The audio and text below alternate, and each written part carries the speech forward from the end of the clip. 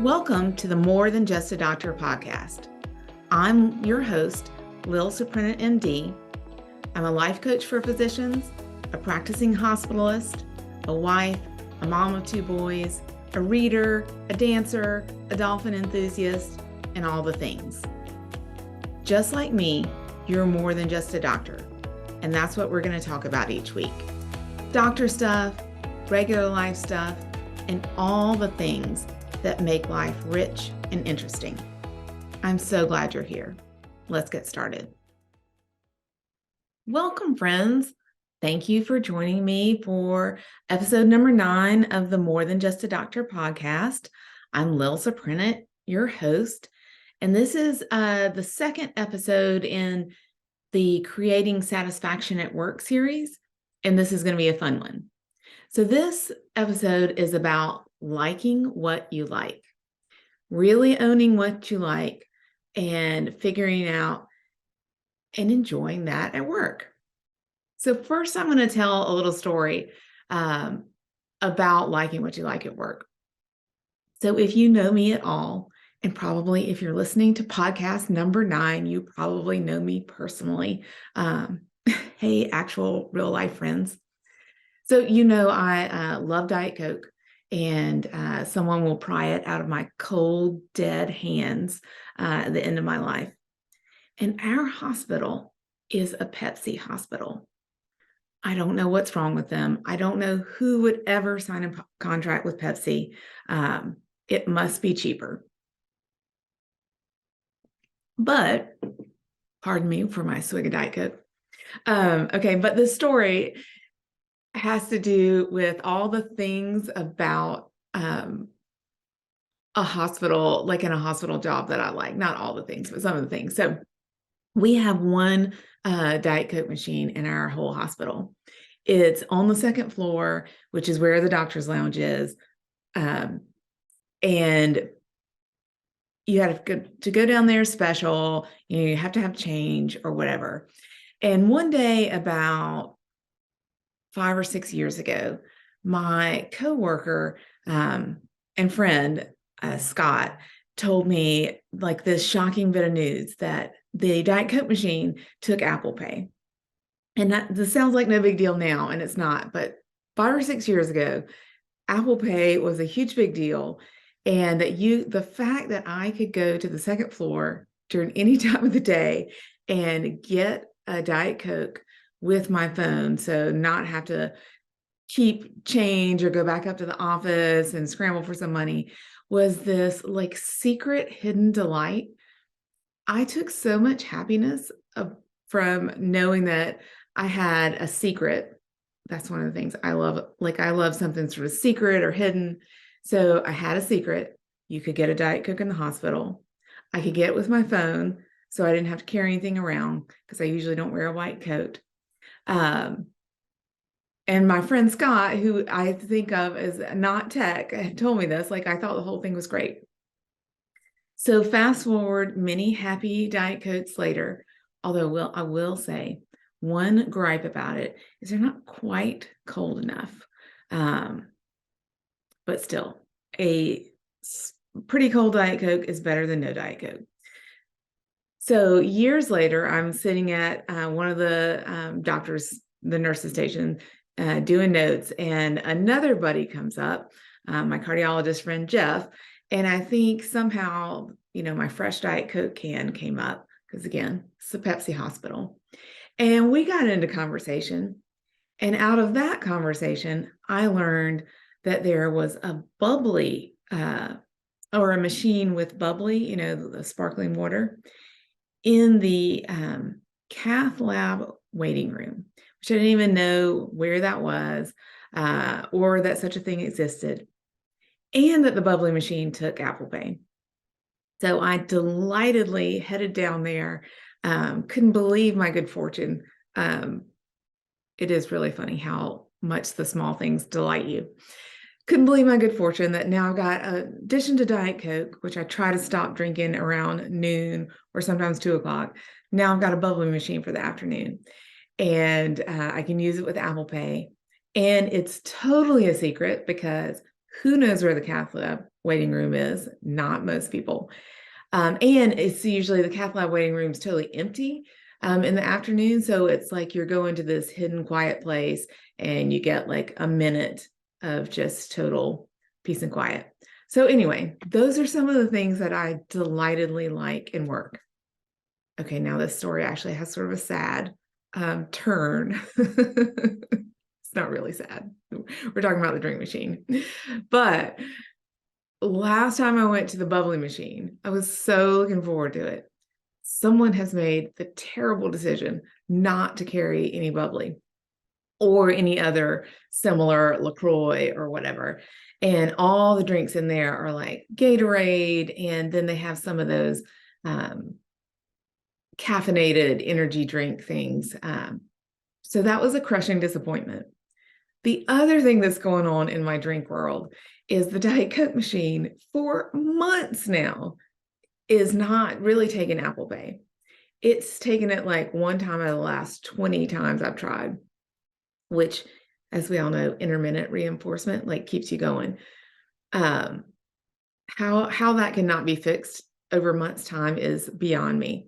But lucky for me, I keep quarters in my purse so I can go up to the office, make a special trip, get my quarters, still get my Diet Coke.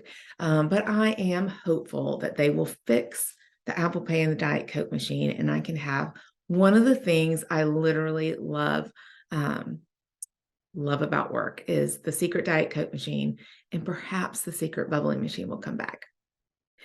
Anyway, that's a long story to just introduce the idea of another way of creating satisfaction at work. And again, I said this last week, but I really want to reinforce it. We are responsible for creating our own satisfaction, our own fun, our own joy, and our own meaning in the work we do. And it's entirely available and possible to us. And so I want to help you out with that. So, okay, one of the things I like at work, obviously, are the drink machines.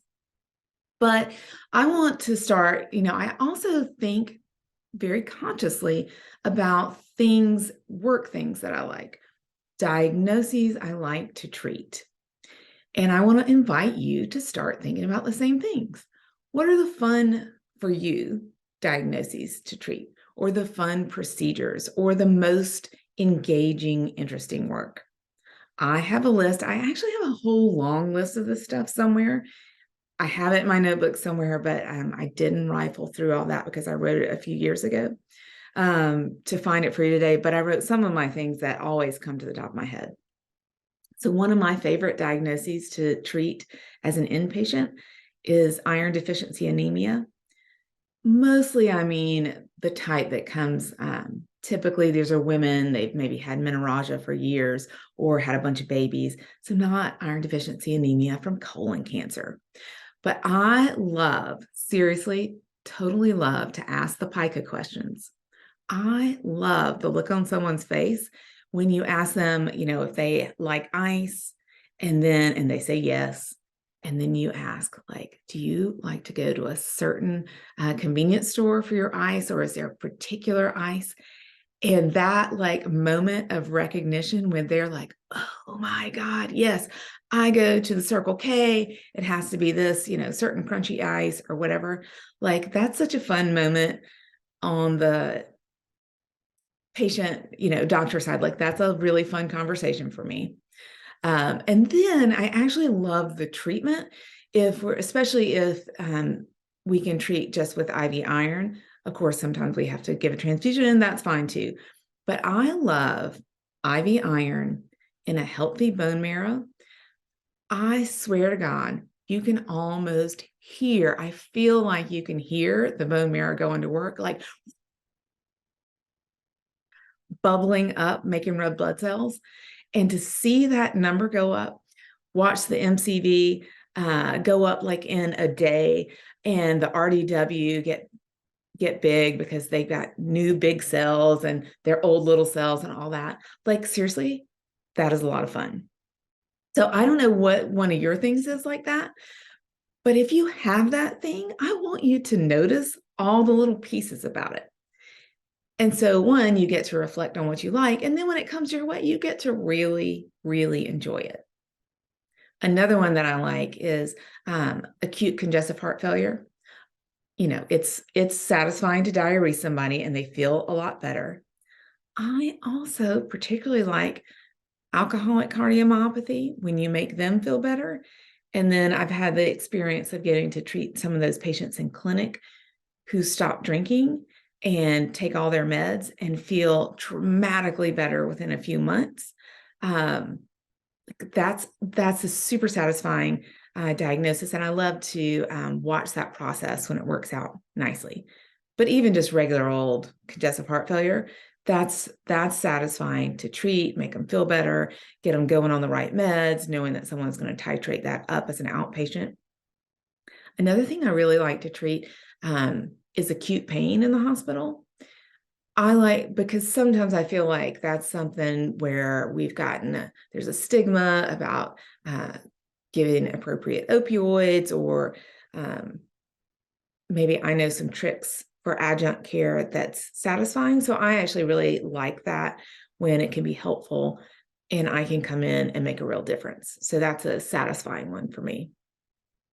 Another one, this is a little more on the serious side, and I haven't worked a night shift in a while, and I probably won't work many of them left in my career. But one of the things that used to provide me with a lot of satisfaction when I was primarily a nocturnist, I used to really get a lot of satisfaction and meaning about doing end of life care in the middle of the night. That's not the time that people typically think about having end of life conversations, converting to comfort care. But a lot of times there have been multiple conversations with the day team, perhaps palliative have come and, the patient and the family are not really ready, but some crisis happens in the middle of the night. And I always found it very satisfying when I could be really particularly helpful in that scenario. And I had that happen multiple times over the years. And I came to really feel like that provided a lot of purpose, meaning, and satisfaction. So that's still on my list. Here's a thing that I don't get to do that I know I would find a ton of enjoyment out of. And so I'm a little bit jealous of this, but I'm going to tell you anyway. So I don't really do any procedures anymore. I mean, very little. And I chose to be an internist. So we, hospitalist, general internists, we used to do some procedures, but we really mostly don't do them anymore. But anyway, I was talking to an interventional radiologist a couple of years ago about a post-procedure on one of my patients, a very sick elderly person who was not fit for a variety of reasons at the moment to get his gallbladder taken out. And we had sent this patient down to interventional radiology suite, and the radiologist called me afterwards and told me that he put a percutaneous drain in the gallbladder, and I can't remember exactly, but I think it was like 60 cc's of pus came out. I was so jealous. That sounded like the most satisfying, 20 minutes of the day. And the patient came back up. I went to check on him maybe an hour or two later. He was already better. So there's a lot of satisfaction when we get to treat things and people get better. And so for you surgeons and proceduralists, I bet you have a whole list of things that are satisfying that I have no privy to. And so I want you to think about the things that you like, liking what you like. Okay, here's another category of liking what you like that I want to encourage you to think about. Back to the Diet Coke machine. But that's in the category of sort of physical stuff. The physical things at work that you like, the physical setup. One of the things that I particularly like, I like to take the stairs at work. Again, that's like a little bit, it's got that secret flavor. I know the stairs are not secret. But there's like, it's quiet, you only see the staff, like you get a minute to have a little time to yourself up and down the stairs. So 2 of our 4 hospitals have good stair access. I really appreciate it and notice it, especially our main hospital. There's stairs everywhere. And I like the physical setup of the stairs. And I like to notice that. Another huge thing for me is outside spaces at work. I try almost every day. I really make a point. I try to get outside for at least a few minutes. I find that real sunlight, as opposed to the fluorescent lights that we're under all day long, even 5 minutes of fresh air and sunlight is so rejuvenating. But of course, if I'm lucky, I can make space, make the time, make the point to go for a little walk. And so I know, not all, I'm sure there are spaces and walks that I don't know, but I know at all of our hospitals, and there's 4, I know the walking spaces, I know the little outdoor shady spots. There's at our main hospital, there's a space at the neighboring hospital, which is Medical University. They have a cool garden with a bee, with bees. And it's like 2 minutes from our hospital by walking. It's right there. Nobody ever goes. Me and my friend Neil go. If we're working together, me and my friend Rachel go. I love to go and take a quick trip out, get 10 minutes of sunshine, see the garden, and see the bees. It makes my day. At our other bigger hospital, we have a pond, and it's right by the parking lot. So literally it's right there. I can go out, I can go see a patient in the emergency room. I go out those doors, I circle around to the pond, and spend 5 minutes. There's like always tadpoles in the pond.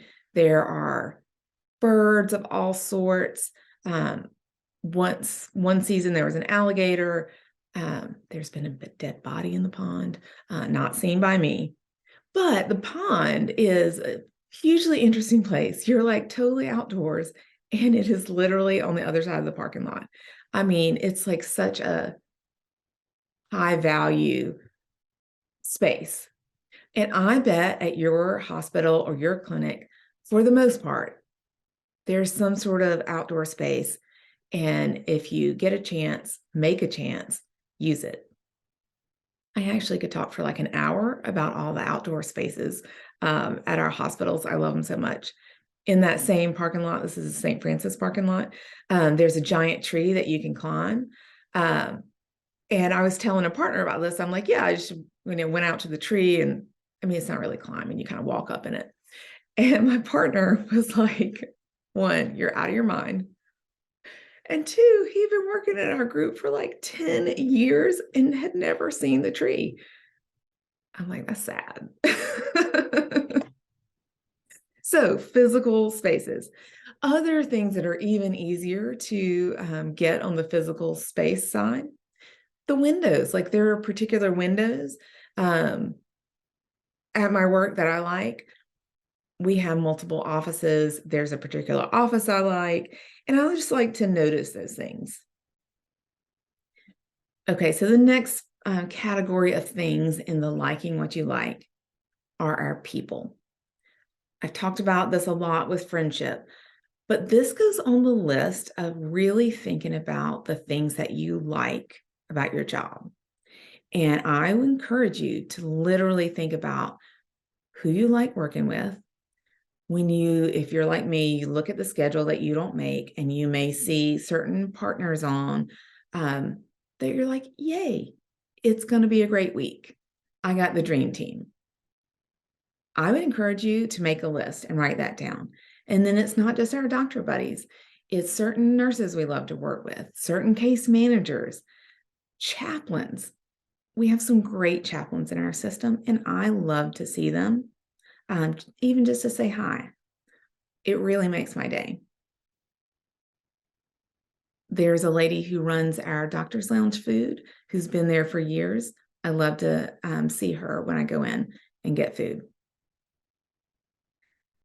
And then I'm going to go my last thing on the liking what you like for my category. So I was thinking about this fresh for this episode. One thing I like now that is new to me, and I like to complain about our new EMR because it's still new and it's a little bit of a pain. We just got Epic. So it's not Epic that I really like. I do really like the Epic app on the phone, the Haiku app. I appreciate when I get paged as I'm walking out of the hospital that if the nurse needs me to write an order that they can't take over the phone or I need to look at a result, I have it right there on my phone. That's pretty new for us, and I appreciate it pretty much every time. And so that adds to my satisfaction at work. So I invite you all to make your own list. Make your list of diagnoses, procedures, make your list of physical stuff, make your list of people, and then miscellaneous. Grow the list. Look back at the list. And I just want you to think about creating satisfaction as an active process that you have control over.